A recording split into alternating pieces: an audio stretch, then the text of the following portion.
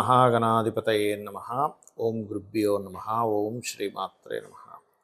పరమేశ్వర స్వరూపమైనటువంటి జ్యోతిష, వాస్తు మరియు ఇతర అనేకమైనటువంటి శాస్త్రములను మనకు అందించినటువంటి మహర్షులకి నమస్కారం. హయగ్రీవ హయగ్రీవ హయగ్రీవేతి యో వదేత్ తస్య నిస్సరతే వాణీ జహ్నుకన్యా ప్రవాహవత్. అరుణాం కరుణాతరంగితాక్షీం ధృతపాశాంకుశపుష్పబాణచాపాం అనిమాదిభిరావృతాం మయూఖైః అహమిత్యేవ విభావయే భవానీం. శ్రీమాత్రే నమః. ప్రేక్షకులకి లలితాంబిక అమ్మవారి యొక్క అనుగ్రహం పరిపూర్ణంగా కలగాలన్న స్ఫూర్తి కోరుకుంటూ, మనకి బుధగ్రహము ఆగస్టు 6వ తేదీ నుంచి 28 ఎండింగ్ అంటే ఆల్మోస్ట్ 29వ తేదీ వరకు వక్రించి కంబస్లో కూడా ఉంటున్నాడు. అంటే అస్తంగత్వ దోషంలోనే ఉంటున్నాడు మరియు వక్రించి ఉంటున్నాడు. బుధ రాశుల్లో కేతు ఉంటూ నీచబడ్డ శుక్రుడు కూడా బుధుడు రాశుల్లోకి వెళ్ళి ఉంటున్నాడు. కాబట్టి ఈ సమయంలో ఎటువంటి విషయాల పట్ల మనం జాగ్రత్త వహించాలి? ప్రధానంగా ద్వాదశ లగ్నాల వారు, లగ్నం తెలియని వారు రాశి నుంచి చూసుకోవచ్చు. అదేవిధంగా ఏ జాగ్రత్తలు తీసుకోవాలి, ఎటువంటి పరిహార మార్గాలు చేసుకోవాలనేది తెలుసుకోండి. అదేవిధంగా ఇక్కడ కేవలం రాసే కాకుండా జనరల్గా కూడా అసలు బుధుడు ఇచ్చేటువంటి ఫలితాలు ఏమిటి, బుధుడు ఇచ్చే ఫలితాలు ఎటువంటి ఇబ్బందులు పడతారు జనరల్గా అనేటువంటిది కూడా వీడియో ఎండింగ్లో చెప్తాను. కాబట్టి వీడియోని ఎండింగ్ వరకు చూడండి. సింహలగ్నము, సింహరాశి. మీకు ఈ బుధుడి యొక్క ప్రభావం దేని మీద చూపిస్తుంది చూసుకున్నట్లయితే ముఖ్యంగా లగ్నం నుంచే చూసుకోండి. ఎక్కువ లాభాలు వస్తాయి ఈ వ్యాపారంలో పెడితే అనుకునేటువంటి ఒక ఆలోచనలో వ్యాపారం వైపు అడుగు పెట్టవలసి వస్తూ ఉంటుంది. అలా వ్యాపారాల్లో వెళ్ళేటప్పుడు కాస్త జాగ్రత్తగా చూస్తూ ఇన్వెస్ట్మెంట్స్ చేయండి బుధ సంబంధించినటువంటి విషయాల వల్ల. రెండవది ఏమిటి అంటే ఇక్కడ వీటితో పాటు మీకు ఈ సింహలగ్నంలో జన్మించిన మీకు ఏంటంటే పర్టికులర్గా ఈ శుభగ్రహం ఏదైతే ఉందో, ఈ సింహలగ్నానికి ఈ ధన లాభాధిపతి ఎవరైతే బుధుడయ్యాడో, ఈ బుధుడు వ్యయ స్థానంలో సంచరిస్తున్నాడు. కాబట్టి ఏంటి, ఇందాక నేను చెప్పినట్టుగా వ్యాపార సంబంధించిన విషయంలో ఒకటి, మరియు ఏదైనా ఈవెంట్స్ జరుగుతుంటాయి, బంధువర్గంలో ఏదైనా ఈవెంట్స్కి వెళ్తూ ఉంటారు. ఆ ఈవెంట్స్కి వెళ్ళినప్పుడు అక్కడ కొంతమందితో ఏదైనా మిస్కమ్యూనికేషన్స్ అవ్వనివ్వండి, లేకపోతే ఏదైనా ఒక మాట రావడం కానీ ఇట్లాంటివి చూపిస్తున్నాయి. అలాగే సహజంగానే మీకు ఏంటంటే మీ లగ్నం నుంచి 2వ స్థానంలో కేతువు యొక్క సంచారం జరుగుతుంది. కాబట్టి ముఖ్యంగా మీరు బుధ, మంగళ, శుక్రవారాలు వ్యాపార సంబంధించినటువంటి విషయంలో, ఇన్వెస్ట్మెంట్ సంబంధించిన విషయంలో, వ్యాపార లాభాలకు సంబంధించి చేసే ఇంప్రూవ్మెంట్స్ విషయంలో తీసుకునే జాగ్రత్తలు కూడా కాస్త జాగ్రత్తగా తీసుకోవాలి. అలాగే మీకేంటంటే ఇక్కడ మీ యొక్క రాస్యాధిపతి రవి నుంచి, అంటే మీ సింహరాశి నుంచి 2వ అధిపతి 12లోకి వెళ్తున్నాడు. కాబట్టి ఏమిటి, వివాహ నిర్ణయాలు తీసుకునేటప్పుడు మరింత జాగ్రత్తగా ఉండాలి. బికాజ్ ఆఫ్ మీ యొక్క లగ్నం నుంచి 7వ స్థానంలో ఉన్నటువంటి శని భగవానుడు వక్రించాడు. ఇలా ఎప్పుడైతే ఆ యొక్క వక్రగతి జరిగిందో, ఆ వక్రగతి జరగడము ఒకవైపు ఈ 2వ స్థానంలో కేతు ఉండడం వల్ల ఏంటంటే బంధువర్గంలో ఏదైనా వివాహం సంబంధించిన ప్రయత్నాలు చేసేటప్పుడు కానీ, బంధువర్గం వారిని ఎవరినైనా సరే వివాహం చేసుకుందామని ప్రయత్నాలు చేసేటప్పుడు, అదేవిధంగా ఎవరినైనా మీ యొక్క బిజినెస్లో ఇన్వెస్టర్గా మీరు ఇన్వైట్ చేసేటప్పుడు వాళ్ళ చేత కొంత పార్ట్నర్షిప్ పెట్టించి దాని ద్వారా ముందుకు నడుపుదామని ప్లానింగ్ చేసేటప్పుడు ఈ యొక్క అంశాల్లో చాలా చాలా చాలా కేర్గా ఉండాలి. కాకపోతే మీకు ఏంటంటే ఈ యొక్క బుధుడు సహజంగానే ధన లాభాధిపతి అవుతాడు. ధన లాభాధిపతి వ్యయంలోకి వెళ్తున్నప్పుడు ఏంటంటే ఇంపోర్ట్ ఎక్స్పోర్ట్ బిజినెస్లు చేసేటువంటి వారికి మాత్రం కొంచెం ఇంప్రూవ్మెంట్స్ చూపిస్తుంది. అక్కడ ఈ విషయాల్లో జాగ్రత్తగా ఉంటూ మీరు ప్రధానంగా నేను ఇందాక చెప్పినట్టుగా సుబ్రహ్మణ్యేశ్వర స్వామి ఆరాధన మరియు దత్తాత్రేయుడి యొక్క ఆరాధన చేయండి. నవగ్రహాల్లో ముఖ్యంగా కేతు, బుధ, శుక్రగ్రహాల దగ్గర దీపారాధన చేయండి. అన్ని విధాలా బాగుంటుంది.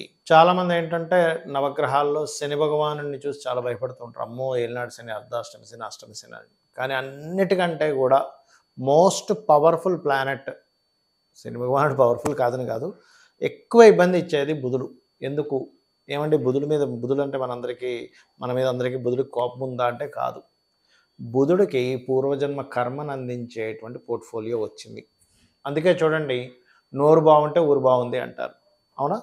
అలాగే మీరు ఎప్పుడైనా సరే గమనించండి, అప్పులు పాలు ఎక్కువ ఇబ్బంది పడేది ఎక్కడంటే అప్పులు, లేదా రోగము, శత్రుత్వము. ఈ 3 ఎలా వస్తాయి? శత్రుత్వం ఎట్లా వస్తుంది మనకి? మనం మాట్లాడే మాట వల్లే శత్రుత్వం వస్తుంది. మనం చేసే థింకింగ్ వల్లే శత్రుత్వం వస్తుంది. ఆలోచన విధానం. బుధుడు ఆలోచనకి కారకుడు, మాటకి కారకుడు. అలాగే బుధుడు అప్పులకి కూడా కారకుడు. ఎవరికైనా సరే ఎక్కువ అప్పులు ఉన్నాయనుకోండి, వాళ్ళకి కారణం ఏమిటంటే వాళ్ళ జన్మజాతకంలో బుధగ్రహం పాడైంది అని అర్థం చేసుకోవాలి. బుధగ్రహం కనుక పాడైందంటే అప్పుల మూలంగానే ఇబ్బంది పడతారు. ఇది గుర్తుపెట్టుకోండి. అప్పుడు ఏం చేయాలి? ఓం అపర్ణాయే నమః అనే మంత్రం ఒక 40 మినిట్స్ చేయండి రెగ్యులర్‌గా, మీకు ఖచ్చితంగా బాగుంటుంది. దీంతో పాటు ఇంకొక మంత్రం ఉంటుంది. అంటే ఫైనాన్షియల్ గ్రోత్‌కి. ఓం సంపత్కరీ సమారూఢ సింధుర వ్రజ సేవితాయే నమః, లేదా ఓం ధర్మాధ్యక్ష ధనాధ్యక్ష ధన ధాన్య వివర్ధినియే నమః చేయండి. ఖచ్చితంగా బాగుంటుంది. అలాగే ఇక్కడ మరొక విషయం ఏంటంటే, ఈ యొక్క బుధగ్రహానికి సంబంధించినటువంటిది ఎవరికైనా సరే జన్మజాతకంలో బాలేదు. అలాంటప్పుడు వాళ్ళ పేరు మీద అగ్రిమెంట్స్ ఉంచకూడదు. షేర్ మార్కెట్ జోలికి అస్సలు వెళ్ళకూడదు. బుధుడు పాడయ్యాడు అనుకోండి, ఎవరి జన్మజాతకంలో అయినా వాళ్ళు షేర్ మార్కెట్లోకి వెళ్ళారా అయిపోయింది వాళ్ళ పరిస్థితి. Because of share marketing related సంబంధించిన వాటికి బుధుడు కారకుడు.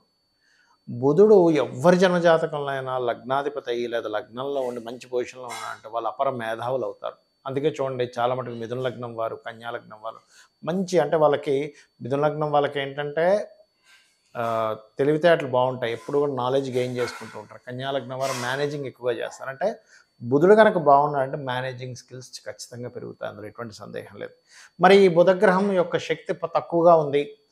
చాలామంది ఏం చేస్తారు తెలియక, బుధుడు తక్కువ నాకు లోలో ఉన్నాడంటే అందుకని నేను పచ్చబెట్టేసుకుంటా అంటారు. అది తప్పు. ఎప్పుడు కూడా బుధుడు పాడైతే ఆ రత్నం ధరించకూడదు. ఎందుకు? ఇప్పుడు చూడండి, చిన్న ఎగ్జాంపుల్. ఇంట్లో మనం కొన్ని కూరగాయలు తెచ్చుకున్నాము. ఆ కూరగాయల్లో కొన్ని పాడయ్యాయి. పాడవగానే మనం ఏం చేస్తాం? పాడైన కూరగాయని తింటామా? అమ్మో పాడైందని పడేస్తామా? పాడేస్తాం. పాడైనటువంటి వస్తువు మనం తినకుండా పడేస్తాం. ఎందుకు? అది మన బాడీకి ఎఫెక్ట్ చేసే ఛాన్స్ ఉంటుంది. అలాగే ఏదైనా ఒక రత్నము పాడైనప్పుడు పెట్టుకోకూడదు. మరి ఏం చేయాలండి? మీరు ఒకటి గుర్తుపెట్టుకోండి, మీరు పెట్టుకోకూడదు కానీ దాన్ని దానంగా ఇవ్వచ్చు. అంటే అలాగా మీ ఇంటికి దగ్గరలో ఏదైనా ఆలయాల్లో ఏదైనా ఉత్సవాలు జరుగుతున్నాయి, ఏదైనా హారం తయారు చేపిస్తుంది, అప్పుడు పచ్చని పెట్టి హారం తయారు చేపించి ఇవ్వండి. అన్ని డబ్బులు ఉంటే ఒకవేళ డబ్బులు లేవు అనుకునేటువంటి వారు మీరు ఏం చేయొచ్చు అంటే బుధగ్రహం దగ్గర దీపారాధన చేయండి, చాలా సింపుల్గా. లేదా పెసలు దానంగా ఇవ్వండి. గ్రీన్ కలర్ వస్త్రంతో బుధవారం నాడు కేజింబా పెసలు దానంగా ఇవ్వండి. గోవులకి గ్రాసము మరియు గోంగూర ఆకుకూరలు లాంటివి తినిపించండి. బుధుడు బాగా పాడయ్యాడు మీ జన్మజాతకంలో, మీరు పెసరపప్పుతో సంబంధించినవి తక్కువగా తింటూ ఉండండి. గ్రీన్ కలర్ వస్త్రాలు ఏదైనా ఇంపార్టెంట్ విషయాలకు వెళ్ళినప్పుడు వేసుకోకండి. ఇవి చాలా ముఖ్యంగా పాటించాలి. ఎందుకంటే మనందరికీ కూడా చూడండి, మనకి ఎప్పుడైనా ఏదైనా ఒక సిచ్యువేషన్ మనకు ఫేవర్గా మారింది అంటే మనం మాట్లాడిన మాటే.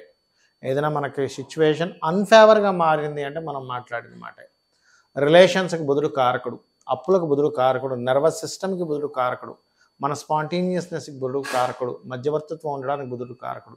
బంధువర్గం దూరం అవుతున్నారు, బంధువర్గంతో చాలా గ్యాప్స్ వస్తున్నాయి అంటే బుధుడు పాడై ఉంటాడు. ఎందుకంటే బుధుడు బంధువులకు కారకుడు, మేనమామకు కారకుడు, బావకు కారకుడు, బావమరిదికి కారకుడు, బిజినెస్లకు కారకుడు. ఎవరికైనా బుధుడు బాలేడు, మీ పేరు మీద బిజినెస్ చేయకండి దయచేసి.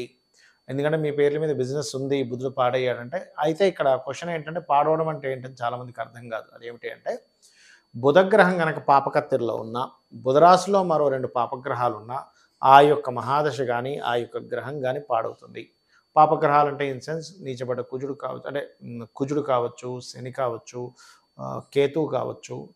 ఇలాగా ఏదైనా పోర్ట్ఫోలియో బ్యాడ్ పోర్ట్ఫోలియో ఆ బుధగ్రహానికి కానీ బుధరాశులకు కానీ వచ్చినప్పుడు ఏమవుతుందంటే, ఆ బుధగ్రహం యొక్క ప్రభావం నెగిటివ్గా వస్తుంది. ఇదే విధానంగా బుధగ్రహంతో ఏదైనా శుభగ్రహం కలిసింది అంటే శుక్రుడు కానీ గురువు కానీ కలిసాడు అనుకోండి, అప్పుడు అది ఆటోమేటిక్గా మంచి ఫలితాలు ఇస్తుంది. కాబట్టి ఇది చేయండి. ఇంకా బెస్ట్ రెమెడీ ఏమిటంటే, విష్ణు సహస్రనామాలు వింటూ ఉండండి రెగ్యులర్గా. ఏదైనా తినేటప్పుడు కూడా మీరు క్రీమ్ అచ్యుత అనంత గోవింద అనుకుంటూ తినండి. ఎందుకంటే బుధగ్రహము మన బాడీలో స్మాల్ ఇంటెస్టైన్ రిలేటెడ్ సంబంధించిన వాటికి కూడా కారకుడవుతాడు. కాబట్టి బుధగ్రహం పాడైందనుకోండి, వాళ్ళకి లోపల కూడా ఎలా ఉంటుందంటే గట్ రిలేటెడ్ సంబంధించిన ప్రాబ్లమ్స్ రావడము, గట్ హెల్త్ పాడవడము, అలాగే అరుగుదల, ముఖ్యంగా రవి కూడా పాడయ్యాడు అనుకోండి, సింహరాశిలో ఉండే పాపగ్రహాలు పాడై రవి కూడా పాడైతే ఇబ్బంది వస్తుంది. కొంతమందికి బుధుడు రవితో కలిసి ఉంటాడు, బుధాదిత్య యోగం అంటాడు. అలాంటప్పుడు వాళ్ళకి ఏంటంటే వాళ్ళు మాట్లాడేటువంటి మాటల్లో కానీ అంతా కూడా హుందాతనం కనిపిస్తూ ఉంటుంది. ఆ రకంగా ఏంటంటే బుధగ్రహం మీకు బాగుంది అంటే ఈ మంచి ఫలితాలు వస్తాయి, పాడైందంటే ఈ ఫలితాలు వస్తాయి. దీన్ని బట్టి మీరు గుర్తిస్తూ ఎక్కువగా విష్ణు సహస్రనామాలు వినండి, ఓం అపర్ణాయ నమః మంత్రం చేసుకోండి, శివుడికి బిల్వంతో మీరు అభిషేకం చేయండి. ఖచ్చితంగా మీకు బుధ అనుగ్రహం కలగడం వల్ల పూర్వజన్మ కర్మ తొలగుతుంది. రిలేషన్స్, ధనము, అప్పులు తీరిపోవడము, ధనం బాగా కలిసి రావడము, వ్యాపారాల్లో బాగా కలిసి రావడం జరుగుతుంది. ఇది పాటించి మీరు అమ్మవారి అనుగ్రహాన్ని పొందాలని కోరుకుంటూ శ్రీమాత్రే నమః.